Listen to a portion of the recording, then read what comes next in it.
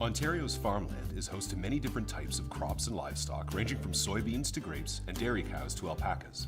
The LEAF program is a hands-on way to connect to local agriculture, local food, and the environment. You will explore career opportunities in agriculture through farm visits, which will help you develop the skills to grow and cook food and discover that food, health, and the environment are connected.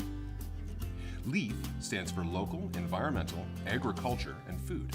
In LEAF, you get the chance to discover local farms and local food. Students will learn about the environmental aspect of farming by being taught how farmers care for water, air, soil, and how farmers achieve biodiversity. In this program, you will learn about agriculture by getting your hands dirty while gardening in a greenhouse and while on farm tours. You will learn about local food by growing, cooking, and eating it yourself.